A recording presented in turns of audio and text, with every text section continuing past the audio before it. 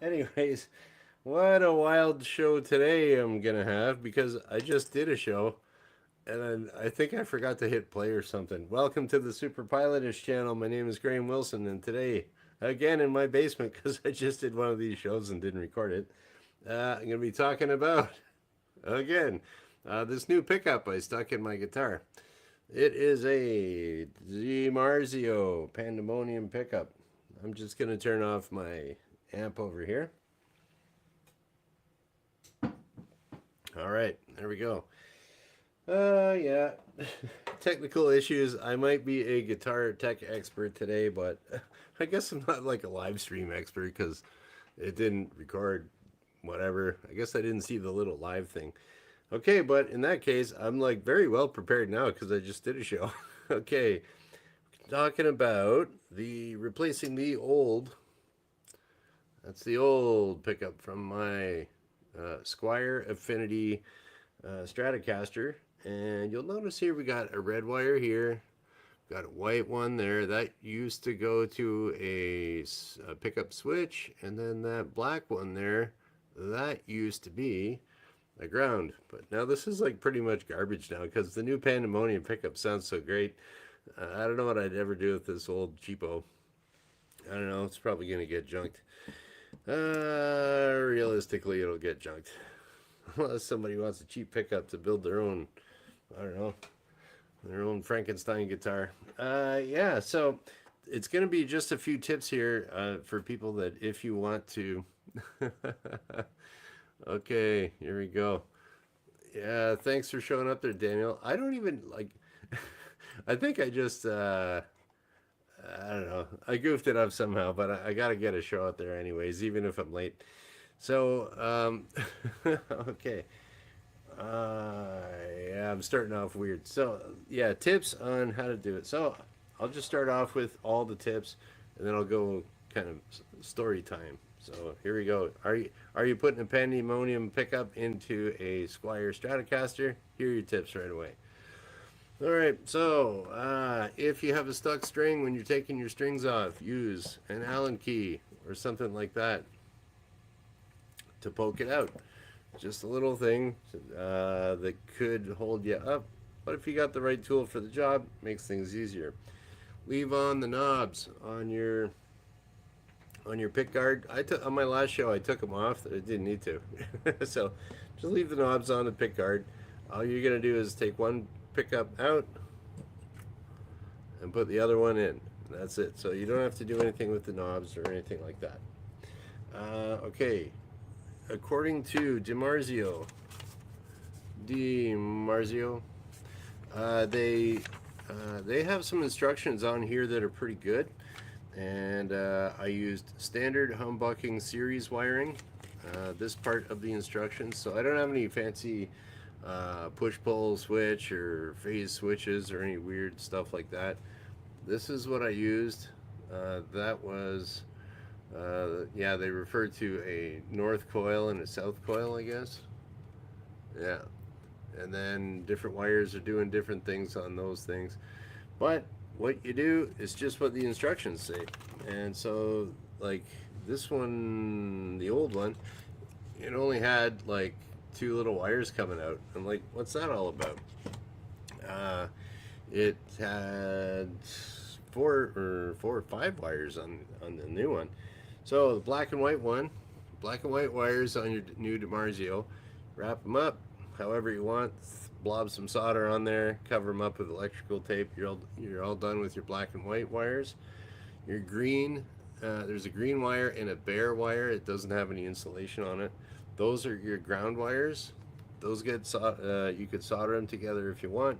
I just wrapped mine all together and soldered them both together on their own, just on the back of the volume. It works. Okay, and then the other ground wire, the black on your old one, on your Affinity old one, that black wire there is actually a ground. Okay, I just snipped it off and left. I didn't feel like touching all the soldered together wrapped up ground wires. And if you are wondering what's the hot wire, the red wire is the hot wire on your new DiMarzio pickup, and that goes to your switch to replace where the white one went. Okay, and then it worked for me. For your soldering, it recommends that you use kind of like a low wattage soldering iron. I used a heavy duty one, the Craftsman 100 vintage 19 whatever 65. I don't know how old that is, but it's an oldie but a goodie. And yeah, that's what I used. Heat it up really fast, blob on your solder, away you go, and you got to be nice and steady. Okay, so how did this go? All right, so I guess I kind of went over everything really fast there and explained it. That's all you really got to know. And what else can I tell you? Okay. Oh, and here's another tip, which I described already on a show. Was there? Okay, where's my little bag? A little bag of screws here. Yeah. So DiMarzio gives you, they'll give you 4 screws and 2 springs in a nice little bag like that. So I have the old screws and the old springs from my cheapo over here. I just hung on to them. I don't know, I might throw them out. But here's the thing that could save you some time, is that when DiMarzio sends you your new screws, there's 4 of them, but you only need 2. What I didn't know is that they have different heads on them. So this one here, I don't know if you can see that, as usual. The standard superpilotish, I don't know if you can see that, but that's a flathead. The other ones were Phillips head screwdrivers, or screw heads. So you need a Phillips screwdriver for it. But I didn't find that out until later, after I started putting it in and I was trying to tighten it. It's like, what's going on? Yeah, turns out they give you 2 different types of screws for it, and then if you don't match them up right, you're gonna have to need different screwdrivers when you're adjusting them in the future. And it's just wrong for them to not match from an OCD perspective. And yeah, that's that. So the hard part about that too is that when you're trying to put these little screws in, you got to figure out a way of compressing this little spring on there, somehow compressing the spring, and then somehow, now here, it's easy peasy. You can just kind of screw it in. It goes like that, right? Okay, but how do you do that through the pick guard and you compress the spring and then everything's under tension, and then how do you screw it into this thing that doesn't move? So that was a tricky thing I had to figure out. DiMarzio has some pretty good size springs, and what you can do is, I described this before with this scribble. Okay, so here we go. We got this is how I solved that problem. Okay, so you got this, that's the spring. It's all kind of going around like that. But you got to figure out how to compress it, keep it compressed, stick it through, and be able to hand tighten it to get it going. And so what I did was I took a piece of string, whatever piece of string works for you. I had like a little piece of nylon string, and whatever works best. And I stuck the string through first. I put like a little slip knot on it.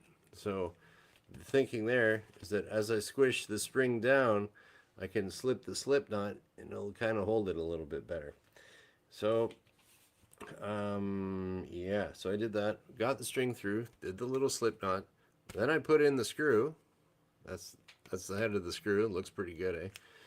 And then I was like kind of compressing it, and then doing the best I can with my little slip knot on that to keep it from popping back up. And then I managed to, when I got it compressed as far as I could, I took one of these strings up here. I just kind of wrapped it around, tied it off, and that held it. Then I could get the screw in, get it started, snip off the string goes pop, and then just screw it in like normal. So that was a little string slip knot technique to compress the spring. Good luck on that. And yeah, and it's that's the only thing I could think of. So that's that. And okay, hey, we got someone new here too. Lame Slime. And I will always take a fine compliment. Thank you, Lame Slime. And Daniel also has the vintage soldering iron. Cool. All right. How do I get rid of that? Boom. Okay. So yeah, that's kind of what I did for it. And you got all your tips. Oh, here we go. That would work. All right. No wax dental floss. Yeah, dental floss would work great for that. Good idea, Daniel. That would work really better than the stuff I had. So good idea. Um, yeah, that would be good. Oh well, I was just kind of looking around to see what I had. And yeah, I don't know. Like it's funny. This is like going to be like a pretty short show, I guess, because like I said, I kind of screwed up my because there was something there about my microphone and my camera wasn't right, and I was trying to adjust the sound settings of my guitar and all that other stuff. So yeah, what can you do? And so it might be shorter today. Oh, here we go. Um, yeah. Oh, I'll talk about the Pandemonium pickup here, and then I'll get to the lame slime. Okay. Yeah. So the Pandemonium pickup that I put in, it. How does it sound? Okay, it sounds better. That's for sure. So the old cheapo. Losing all my screws. Oh, what happened there? They're all stuck or something. See, that's what happens too. You start you get all this junk all over your bench, and you're trying to solder it. Like it takes you so long to do it. It's like I'm not set up for. This is like a multi-purpose workbench here. It's for soldering and guitar playing and doing a show. Yeah. So, oh, that's why it was. That's why my screws went everywhere. Is because that's a magnet. My screws went boink. Okay, I was like, what's sticky over here? There's no tape. Go figure. Okay. Oh, the magnets work. Yeah, but for this cheapo pickup here, you can see, I don't know, it's kind of weird. They got like screws on one side and just regular magnets on the other. Screws on the top, some other magnet things on the bottom. And then, yeah, so it sounds, that was the bridge pickup. And it sounds like kind of on my minimal effects setup. I got my little Orange Crush 20-watt amp that with it's clean and dirty sounding, and that's about it. I don't have any distortion pedals or nothing. And but yeah, with just the old cheapo, it sounded okay in the mid range, kind of muddy on the bottom end, and kind of quieter on the high frequency, like the higher notes, and sustain was kind of eh. But with the Pandemonium pickup, it's like, I mean, I guess it's kind of one of those things, you get what you pay for. And it seems like musical instruments are always, you get what you pay for. But like high end, low end, it's like it's got a nice volume all around. I would say that the Pandemonium pickup would be much better for like your heavy metal or your kind of 80s hair metal kind of stuff, yeah. So far, after just getting the pickup done yesterday, I'm quite happy with it. Like it's, yeah, good job, Nita Strauss, on designing that one. And yeah, that's about it. Good pickup, like it. I don't know what else I could say there. I think it could, because the dynamic range of it, like the volume kind of stays the same whether it's low frequency or high frequency. I think that would be pretty good for like sticking a bunch of effects on it and stuff. So it would be like an equal amount of distortion, high and low, or chorus, or whatever pedals you want to stick on it. Like, pretty good pickup, I must say. Okay, what do we got here? Let's see what the lame slime says, which is a cool name, dude. Okay, hey, Mr. Slime has the same Squier FMT Affinity guitar as me. Oh, that's cool. Oh, and you're having some fret buzz issues. Yes. That's, yeah. I have found. Now, I don't know if it's the setup on my guitar here, or just because it's cheap, or what. But I did find, I'm finding, like, for mine, I don't know, I think my fret buzz is probably okay.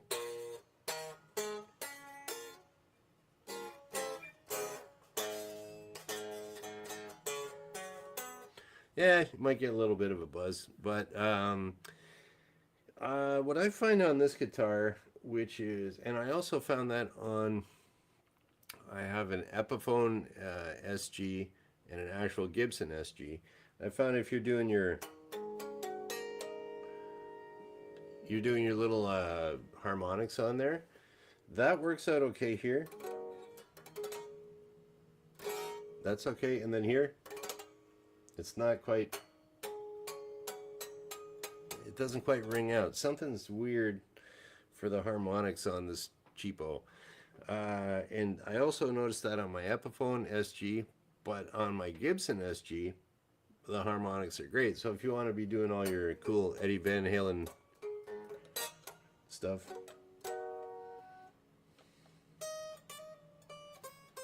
I don't know. Anyways, yeah. So I think that's if you're having fret buzz, it's probably, you can always adjust the what do you got there? You got that little truss rod that's in there.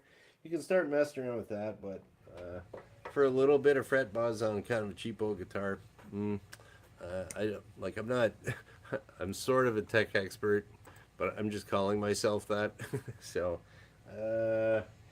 yeah, I just kind of live with a little bit of fret buzz. That's okay. And yeah, so there we go. And then Mr. Slime also says, okay, cool. I'll try to upgrade mine one day too. I think, yeah, now the Pandemonium pickup is a little bit more expensive than some other pickups you can get. But I know there's a buddy of mine, he had he stuck a Seymour Duncan in his regular Fender Stratocaster. So, but it's kind of like a high-end actual real guitar, not a Squier. So, but I really liked, he loaned that to me once, and the Seymour Duncan wasn't too bad. That's a little cheaper than a Pandemonium. Yeah, but, take your pick. And I think there's some, now that I think of it, if you can go to like a guitar shop, some like Nita Strauss has her signature guitar. It's the Jiva whatever. That's an Ibanez guitar, and she has Pandemonium pickups in her signature guitar. So if you go to a guitar shop that has those specific Pandemoniums, or if you find on a guitar shop where maybe you look for the Steve Vai special or something like that, it's got that type of DiMarzio, or you got the you know if you can do some Googling on, I don't know, Guitar Center if you're in the States or something, and find out which guitars have, okay, that's got an EMG this pickup, it's got the DiMarzio this pickup, the Seymour Duncan this pickup, and then go to the guitar store, try them out there, and then if you want to upgrade, do that. But I didn't think of that until just now. I just bought the Pandemonium because I don't know. Well, I guess hindsight's 2020, but that's a suggestion for you. And mine is specifically on the high 7th fret. Ha ha ha. Yeah. High 7th fret. Yeah. Get what you pay for there, Mr. Slime. So, okay. Cool. Well, thanks for showing up, Daniel and Lame. Oh, the high E. Yeah, here we go. What's this here? High E, 7th fret. High E, string, 7th fret. 1, 2, 3, 4, 5, 6, 7. Yeah, the other thing you could do there, if you're just having that specific buzz, you can raise just the individual string. This takes a looks like it takes a little tiny Allen wrench. Let me see. I've never tried doing this before, so yeah, that's I did have I'm trying to think. There's some guitar that oh yeah, someone loaned me their guitar and they tried to do a setup themselves and it was all wonky, so I kind of adjusted it. It was a Gibson though, it was a Les Paul. Oh, okay. No, not that one. I'm just wondering to see if it takes metric or imperial or SAE for your. Allen wrench. Yeah, so for your high E string. Oh, okay, yeah. Let me see.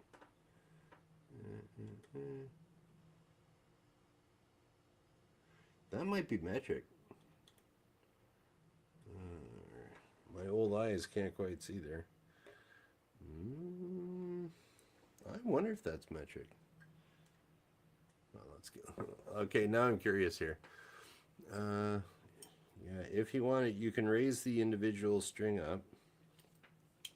Well, let's try for a metric. I mean, guitars are sold all over the world, so. Oh, yeah. Son of a gun. So that looks like you're going to use your metric Allen wrench, and if you want, you can take that little string and raise it up a bit until it doesn't buzz. You know, it'll change your action a little. Oh, that's another thing too that I've noticed is that, yeah, that's metric, dude. This is all worn out, so I don't know what don't know the exact size of it, but yeah. On that guitar, she's a metric. 1 millimeter, maybe? Taking a guess. Okay, no, not even. Anyways, yeah. The other thing, while you got your guitar all apart, I tightened up. There's on your machine heads up here. I noticed that there was like a couple of the nuts that hold it on were like kind of loose. So while I had the strings off, I tightened up all that stuff. There was something else that was loose. I tightened up where it plugs in here. I tightened up the switch over. Like it just seems like on these Squiers, they're just a little bit. Oh, excuse me. Yeah, they're just a little bit cheaper build quality, and so you might want to tighten the little things up here and there while you got it apart. But still, I mean, looks cool and sounds like okay, you know. So that is that. So you are welcome for the advice, Mr. Slime, and yeah. Okay. Could be Torx. No, well, the metric worked on it, but sometimes it does do that. But no, that's a no, that's not a Torx. That's yep, definitely metric. I don't know, not sure. It's the smallest one in my metric set. Anyways, okay, figured that one out. Cool. And yeah, anyways, that's about it for today. Today's Monday, and I finally got the show, even though I was late. I don't know how it didn't start before. Sorry about that, guys. But yeah, so today's Monday, so I will be back on Wednesday because I do this Monday, Wednesday, Friday at noon Eastern when I don't have technical issues. So that's about it. And thanks for Mr. Slime for showing up for the first time. Welcome. And everyone else, thank you for watching. Bye.